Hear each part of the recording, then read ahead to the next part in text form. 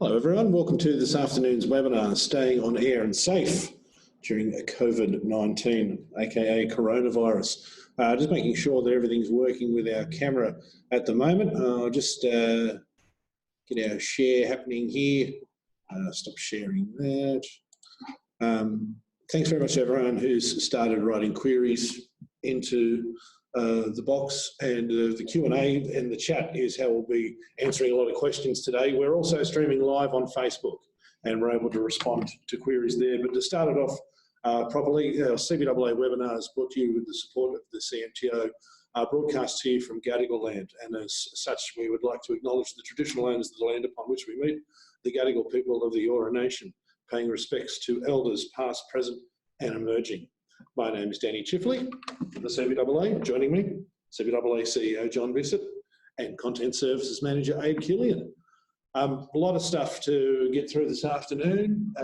John, I'll give it to you to start off with. Thanks, Danny, and hello everyone. And thanks for joining Danny, Abe and I for this webinar on community radio and the coronavirus. I think we're all dealing with challenges that just a week ago we hadn't really imagined or hadn't really started thinking ago, maybe a couple of weeks ago. Already the impact of the coronavirus is being felt around the community, but particularly I've been talking to lots and lots, as has Danny and Abe, of community radio stations over the last few days or a couple of weeks even, and a lot of stations are beginning to struggle and seeking advice on how we can help them and what they should be doing. And today we're going to talk about some of those things.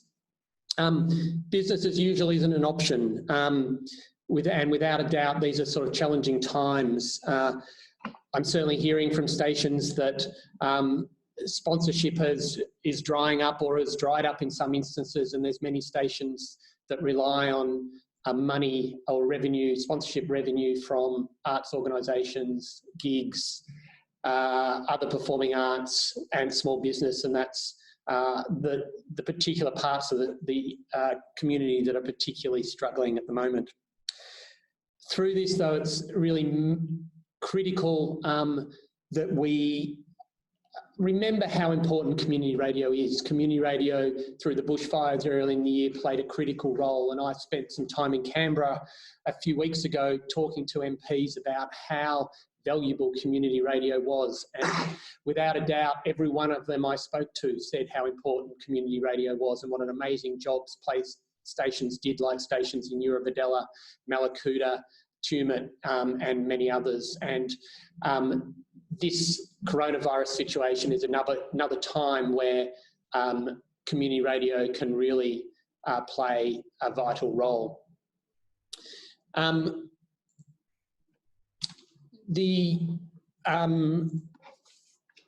Today's webinar, we're going to do a little bit differently to normal. We're going to run through for a maximum of an hour, and we're going to talk about 7 themes or topics. I'll talk to some, Abe will talk to some, Danny will talk to some, and we'll take your questions through the Facebook or the Zoom chat as you're going. The first thing I want to talk about though is the 7 things are basically a brief update on what CBAA is doing and how we can help you. How we can as a sector demonstrate strong leadership, some issues around sponsorship and fundraising and some ideas there, social distancing and things your station can put in place, keeping studios clean and operational, content needs, and finally, and probably one of the most important, health and wellbeing of your staff, volunteers and broadcasters through this period. As Danny mentioned, we're broadcasting on Zoom and on Facebook Live, so send your questions through on the chat functionality on either of those, and we'll try and tackle some of those, or even some of your examples of what your station is doing, so we can use some of those in examples in what we're talking about. Between us, we've spoken to, I don't know, well over 100 and something stations, so we have some good ideas of what you're doing. We've also started a Facebook group specifically on the coronavirus and community radio. So have a look at that, and we'll provide the links for that at some point during here. We have resources on the CBAA website. Danny and others are on the end of a phone if you need us, and we'll be here to support you through this period. So, firstly, what is the CBAA doing? And as I'm sure most of you would agree, this is an unprecedented situation. Firstly, we're talking to government. We're trying to get some answers, as is many other sectors and industries out there, on how we can access the stimulus packages that were announced last week, that may be announced later today, including state stimulus packages. As we get answers to those questions, we'll put them in our Facebook group and on our website, and we may hold some more webinars as we move forward. Many of you have asked today about the government's information campaign and how you can access the CSAs. We have those available. What we are trying to get a confirmation on is when the government will start paying the community radio sector, as they are the commercial radio and other media sectors, for running those advertising campaigns. And we hope we will have an answer on that. And I think that's critically important, that community radio receives revenue for that campaign as other parts of the sector are. We're also clarifying the role of community radio through this, should a broader shutdown eventuate. It's clear that community radio plays a critical role in these sorts of situations. What is not clear is what happens if the government orders a broader shutdown, which may or may not occur, but if it does, what does that mean for community radio? It may be a bit clearer in Victoria, because a lot of those organisations, a lot of the emergency broadcasting organisations in Victoria have special arrangements with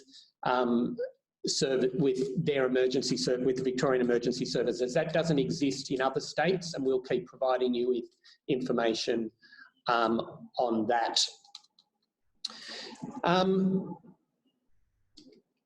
We're also building a case for broader support, and how other sectors are asking the government for special money to help them through this period.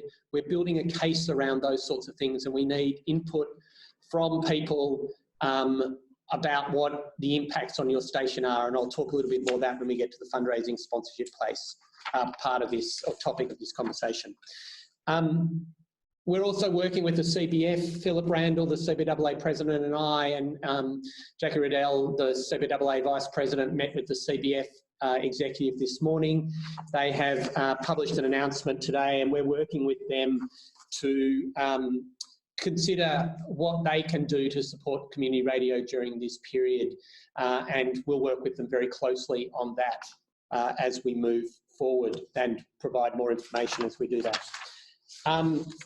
We're also supporting our members. As I mentioned, we'll have some regular webinars going on, and I think Danny will talk to a couple we have planned imminently. We have our Facebook group specifically around this, and that's gone from 0 people yesterday to over 200 now, so please join and share what you're doing, and we'll also use that as a primary source of information as we get that information. And it's really important to note that there's a lot of things we'd like to know we don't know yet, because the government is absolutely flat out, and as much as we'd like to be their #1 priority, or one of their high priorities, we're not necessarily on the top of that list. I mentioned phone support. Please ring us. Abe will talk in a little while about how CRN, Community Radio Network, can help you with content if you need to shut down or can't have broadcasters come in. We're looking at other options, and we'll also have a really key role. One of the key roles we want to play is sharing information between all of you, so you can see what others are doing. We are not the only experts. All of you are experts, and we want to share the things that you're learning as this sort of situation unfolds. So the first thing I wanted to talk about after that update, and if there's any questions on that update, I'm not seeing any come through on the Zoom chat. you can ask them as we go, but I'll now move forward to talking a bit about the sector and leadership. And I think through this situation, and I mentioned this before, it's like during the bushfires, community radio stations can play a really key and critical role, but you need to make sure that you're actually able to do that. I think stations shouldn't feel that if they don't have the capability to do something that they must do it. We certainly experienced that through the bushfire situation. So every station is going to be different. There's no one size fits all. And I'd encourage you to think about what capacity you actually do have. And as a number one focus, to focus on the health and wellbeing of your staff, your volunteers and your broadcasters where possible. We need to try our best to provide uninterrupted services, and we'll talk a little bit on more about how we can help you do that. I think we have a really clear role. People are scared, businesses, livelihoods and loved ones are at risk. And through what we do as leaders in this sector, and I include all the stations out there, we can play a really key role in communicating to both our internal community, our volunteers and stakeholders, other stakeholders, but also our audiences. And we're media organisations, so have a really special responsibility to do that. I'd encourage stations to provide reliable, factual information that's not overly sensationalised, and equally don't downplay the seriousness of events. It's really important that we don't, the role that we play in that, and each of you as independent media organisations needs to make your own editorial decisions.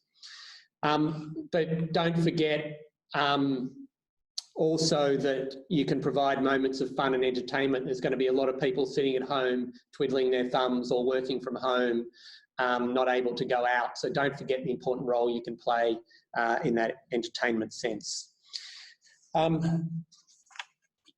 As media organisations, under our codes of practice, we have a responsibility to truth, and I'd encourage you all to focus on the truth and avoid possible or maybe situations, problems that could occur in the future, and focus on getting information, or focus on what you can do, what can happen now, and use reliable sources like the World Health Organization, federal and state governments, and other health organisations. There's other roles we can play, and Lisa from 2MCE's just mentioned that we have a role to play in supporting artists whose gigs, etc., have been cancelled. Don't forget about the others out there in our community to make sure that those sort of things can happen.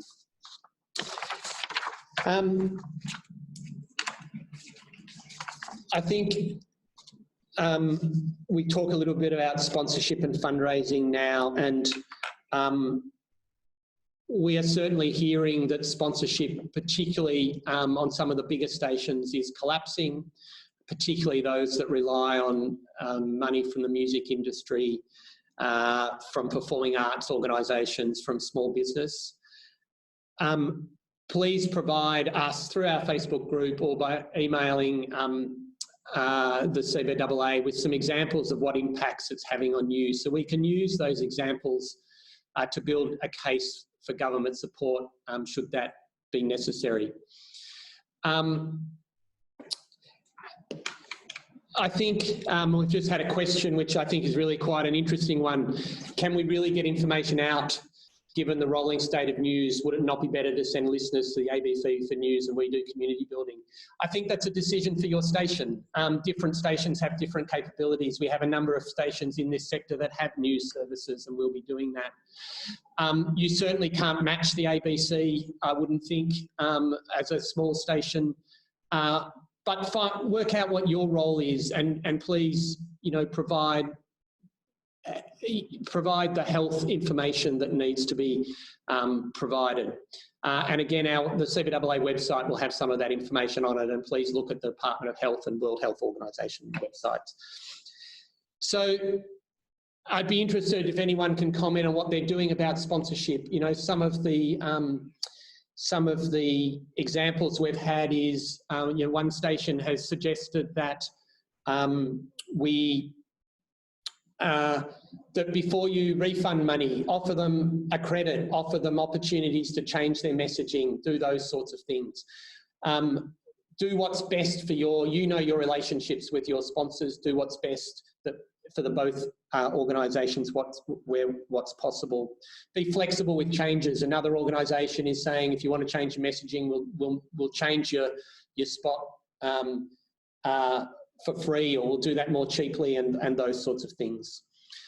In terms of other revenue, there's another comment from Leo from Geelong there that local football broadcasts are also a loss of revenue from some stations. So, Leo, that's another great example. If you can email that through to Holly, whose email address is in the Zoom webinar chat there, right below your comment, that would be absolutely amazing, because it's those examples we need to pass on to the government while considering any of this.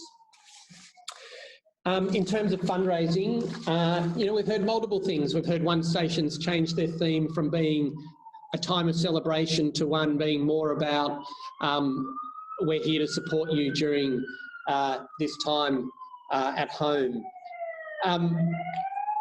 We are certainly hearing different, other organisations, other community radio stations have cancelled their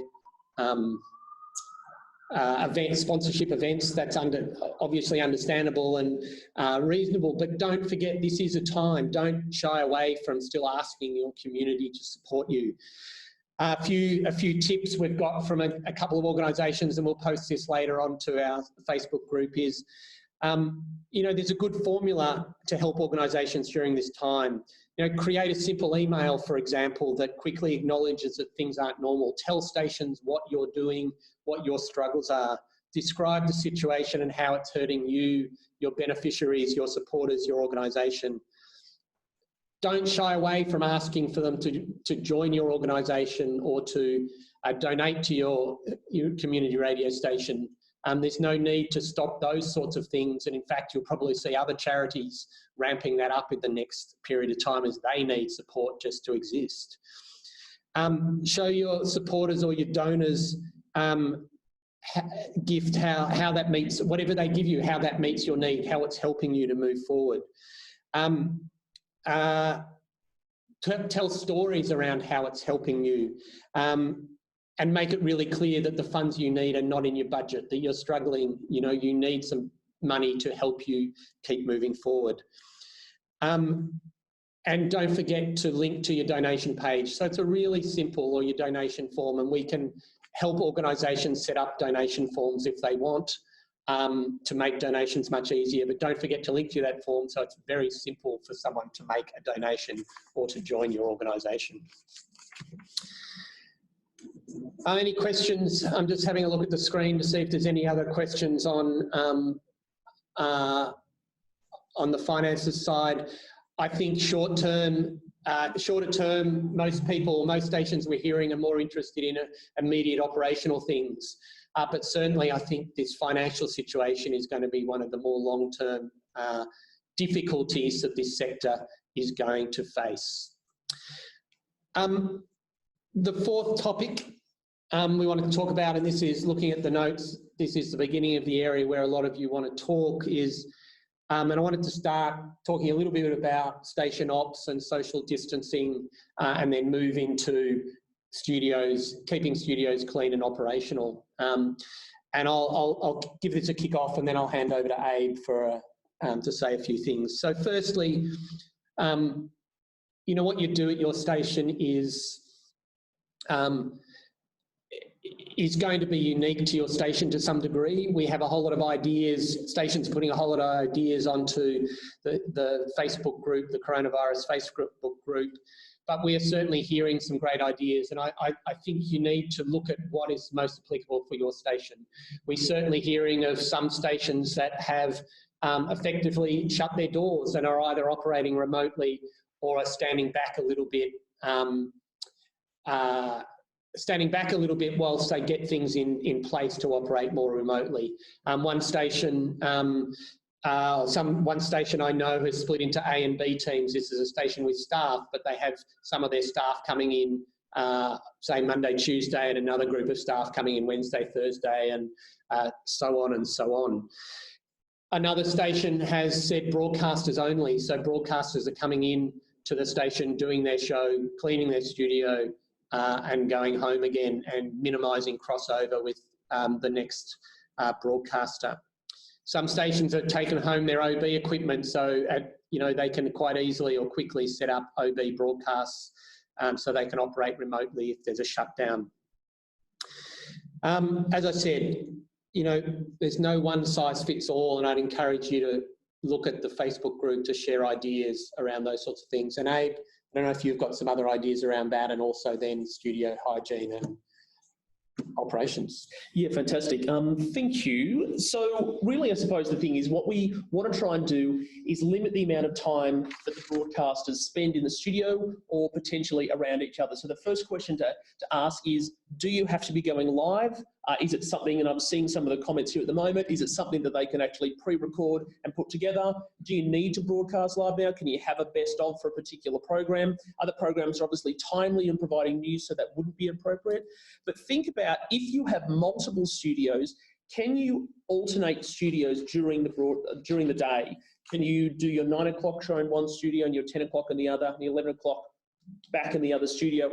And after the programmer is finished with their show, can they quickly wipe down the surfaces just to prepare it for the next time? Not all stations do have multiple studios. It's a bit of a luxury. If you do, think about utilising, instead of having it as a pre-record option, see if you can get that studio live to air and swap between the two studios. You may have more than two. Also, there's a number of comments here about things like pop socks and headphones and that kind of thing. Yes, best rule of thumb would be that the programmers provide their own. That's not always the case, but these are areas where they are touching the face, they are touching, near areas where your voice will be projecting and potentially producing moisture. So they are the highest areas that you'd find there could potentially be contamination in your studios. So I'm going to talk a little bit about how you can mitigate that in the studio after a broadcast. There's been a number of things written about this which are fantastic, so I'm just going to add to some of those. So the most important thing, it would be fantastic if we could all get our hands on the antibacterial wipes.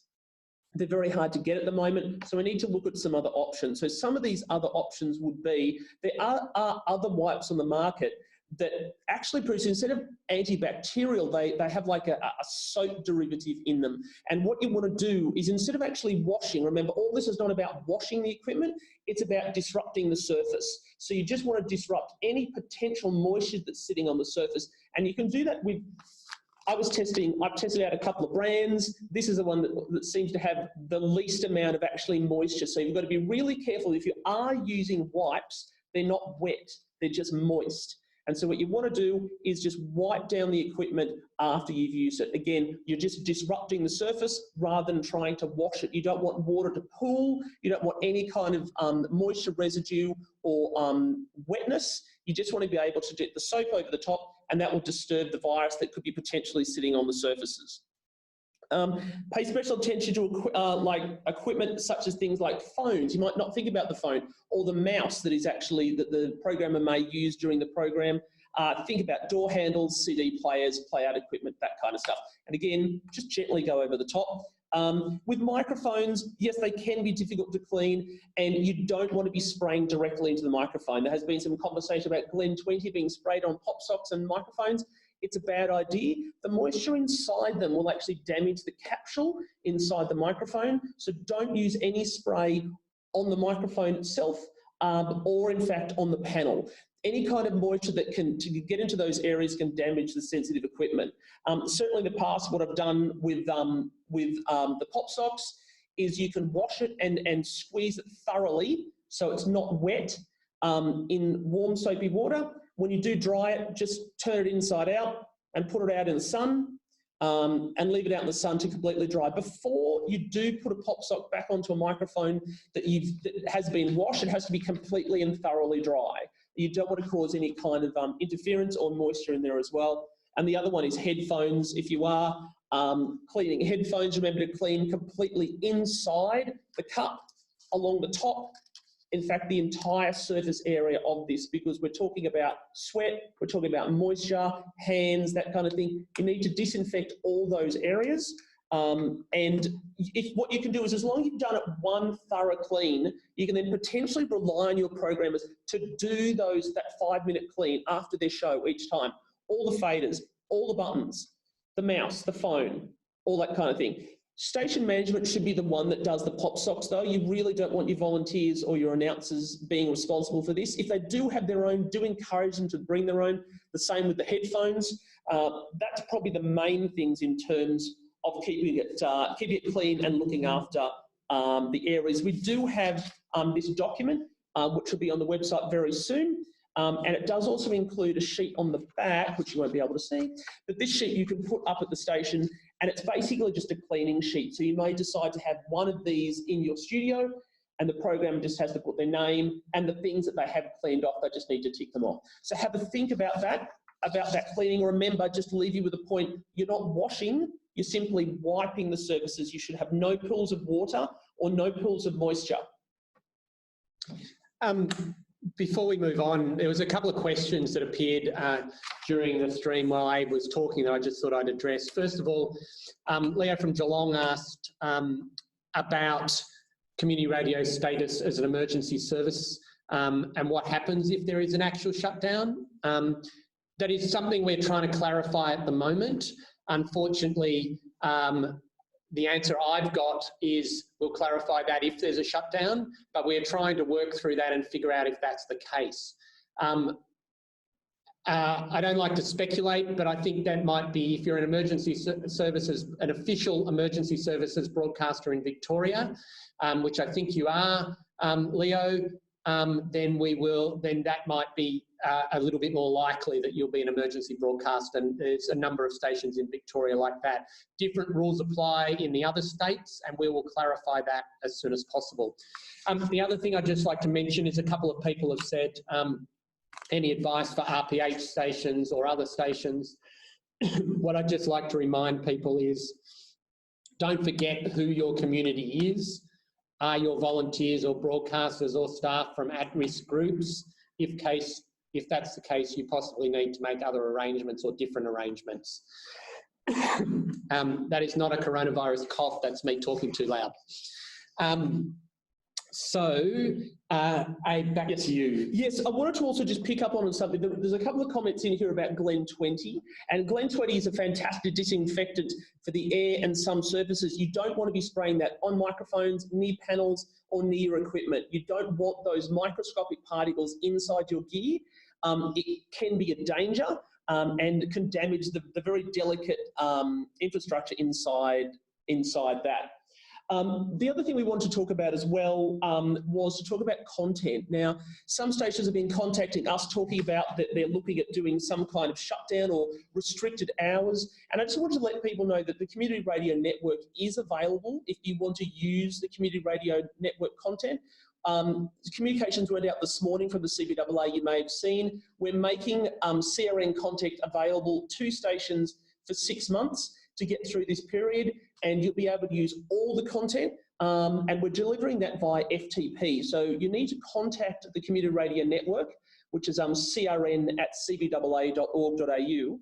Contact us if you would like to use the content. We can organise an FTP account for you, and you can either directly download the content and save it to, a Windows Media Player you might use, or a Winamp file to create a playlist. Or you may like to use the FTP integration, which means you can directly suck the new programs into your playout system. Zara supports that, Simeon supports that. A number of the programs support it. So think about using CRN. We're very happy to provide that content to you. And as I say, that will be during this period for a period of 6 months, which should see us through this period. Great. And I meant to mention before when I was giving a bit of an update, we've had some discussions with ACMA regarding, we had some concerns from some stations in the last few days around what happens if they start taking syndicated content or other content.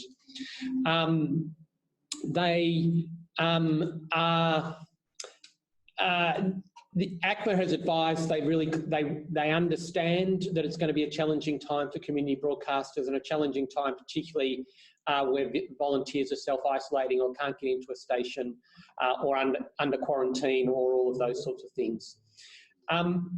So they have advised us if a station is forced to use more pre-recorded or syndicated content than it usually does because of the situation, ACMA recognises that personal and community safety is paramount. In the event ACMA receives a complaint about representing community interests, provide services for community purposes or encouraging members of the community to participate in the service, it will have regard to the circumstances of the licensee in determining whether to investigate. They've also asked me, though, to remind stations that not to forget your licence conditions around advertising and sponsorship, and to ensure that if you're taking content from other sources or other stations, that you think about that. The CRN content that Abe has just been talking about has very limited, or if any, sponsorship in it, so you won't have a problem in that regard. There was a question there about CSAs. So two things. I mentioned CSAs a little bit earlier, but CSAs are available, and there's links available again on the CBAA Facebook group around this to access those. Some stations are producing others. For example, 4EB in Brisbane is producing them in, I think, 52 languages. There is some Indigenous content and First Nations media. I've spoken to them today. So First Nations Media Australia are talking to government around further languages, Indigenous languages, and further community service announcements. So they are all available. We'd encourage you to be playing them, but we'd also say that we feel, as CBAA feels, it's really important that, like commercial radio, the government is paying the sector for that content. So we will be, I'm certainly not saying don't play those now, certainly play those, because I think the most important thing is to get information out to communities, but we will be pushing very hard for the sector to be paid its fair share and for running a government information campaign like we are for other campaigns from time to time. So we'll keep you updated on that through the Facebook group, through email, through other webinars, whatever we do. So the link for the CSAs is in the group chat, and you can link through there. We'll also be, so CRN is also providing a public folder available to all community stations. You don't have to be a CRN member. They will have all the announcements in there from the government, from First Nations, and whoever else is producing this content, including 4EB, who are producing those 52 language versions of the announcements.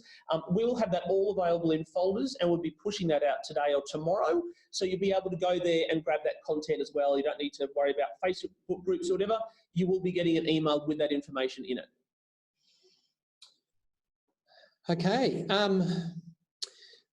We are, I think, coming to an end of the topics we wanted to particularly brief you on. We're happy, be keen if there's some questions, you to flick those through and we can talk about them. I think we've been covering a lot of them off as Abe and I and Danny have been talking through this process. Danny, you've got a bit of an update on tips for the health and wellbeing of staff and volunteers. I'll hand over to you to have a bit of a chat about that. Thanks very much, John, and thanks very much everyone for attending. This document that I'm reading from today, or referring to today, is tips for coping with coronavirus anxiety from the Australian Psychological Society. We are linking to this and other great documentation from the CBAA website. I've just put the link up to where that page is now. It is very much common sense stuff, so it's probably things that you're all very familiar with. Firstly, learning the facts. Because the sector has been so fantastic all throughout its history in regards to journalism and whatnot. You obviously sort of know that if you want to get the facts on what's happening here, Australian government, health.gov.au is the place to go to. Also, I guess from sort of a more international perspective, the World Health Organization. Please try and keep things in perspective. 2020 has been a tough year. I can't sort of recall things sort of as stressful as they've been in the last little while. Stations were so fantastic, and their communities were fantastic in dealing with the bushfires. This is a whole different beast. It is something that sort of traverses the nationwide. It's got people really, really worried about it. Obviously, sort of be careful, be cautious with how you're doing things, but try and keep things in perspective, because you maintaining a level head about this is not only important for yourself and your mental well-being, but it's also important for the communities who are relying on you to be their mouthpiece. Certainly take reasonable precautions, everything that Abe has talked about here, everything that you'll be getting in documentation from the government, washing your hands frequently, avoiding touching your face and mouth. I've been trying to, seeing as we're on camera at the moment, I've been doing a really good job of avoiding doing that. Stay at home if you're feeling unwell, and be honest about that. If you're feeling a bit crook, just sort of take care of yourself, and also seek that medical care as soon as you're able to. Self-care is obviously really important in these sort of situations, maintaining those social connections. Thankfully, we live in a world where social connections don't necessarily have to be where you're there in the same physical space as someone. You can connect with someone via the phone or via all the various social media that we have there available to us. Although there's things out there, tips in regards to if one has to self-isolate or go into lockdown. There's certain things you can do. You can still exercise. You can still go for a walk by yourself out in the open air. It's really great. Just sort of try and do as much stuff as you normally would do while taking into account the sort of the precautions that you would need to take.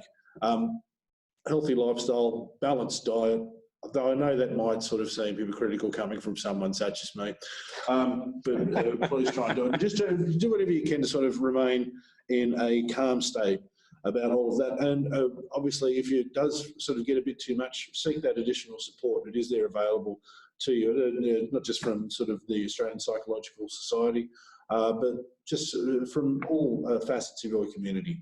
They can be there to help you. While I've got the microphone now, I will respond to a few things. Adam from Highland FM, who stated, good head for radio. Thanks, mate. I thought we'd banned you from these events. Thanks so much to everyone for all their advice there in regards to what to do with the pop filters and mic socks and whatever you might want to call them. Just peripheral to something else, John Mazel's mentioned that there's been a lot of great information going on the Technorama Facebook group. I believe also via there might sort of be avenues for stations to pick up some mic socks at really, really cheap rates. Ren had a good idea there about checking to see whether you're able to get them from eBay, which is a good idea, but she did, of course, caution that you should probably get them from an Australian vendor. I think it might have been Hannah from the CMTO who put forward, why not just use a sock? So that's actually, I mean, if it works, it works. There is the people that have been talking about the pop filters that are, of course, the circle with the little thing that clips onto the mic stand. A lot of those are used for music recording. You might possibly have some at your station. They'd be good ones to use as well if you just want to put sort of the stocking bit over it, use it for your show, take the stocking off, disconnect it, wash it, put it back on. The fact that everyone has been so good in regards to all of this is great. Hopefully that'll answer questions we received from Tricia at 3MGB in Malakuta, Craig Ellis and a few other people who got in touch with us earlier today. I'm very much hoping that Phil from Darwin's 97.7, the things that John discussed there in regards to sponsorship and fundraising in this area, whether you like that sort of been of use for you. I'll be talking more about sort of upcoming webinars that are going to be dealing with that as well.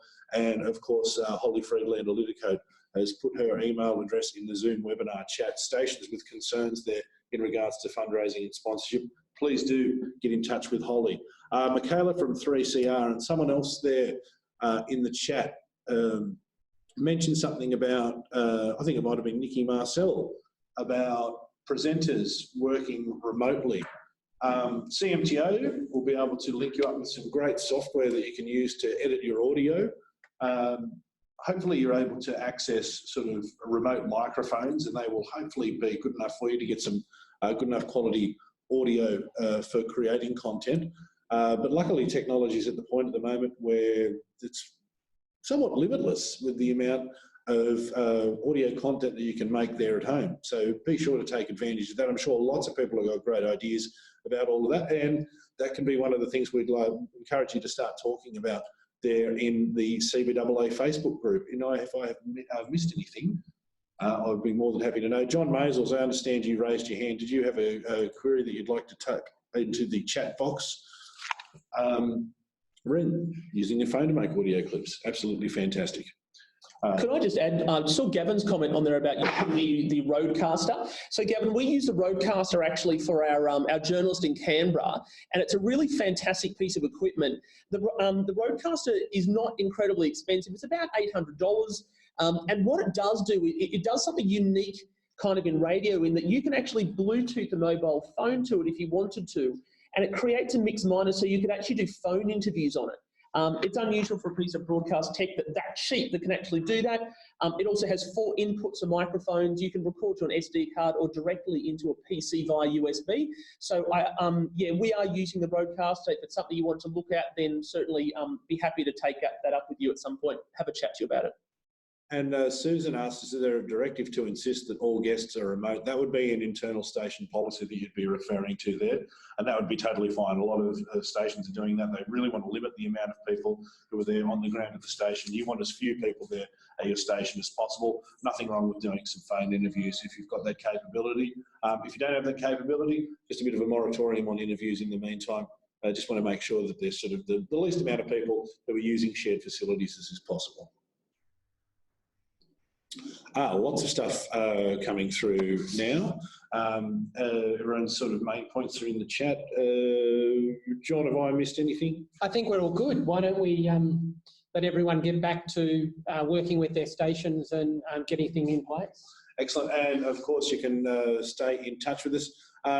Writing us, will this live chat be available afterwards? I can get a transcript of it, I believe, and send that on to you. But a lot of this material that we have, we'll be sending a follow-up to all registrants for this webinar, which will hopefully have everything that you've wanted to ask, information, links, and so much more.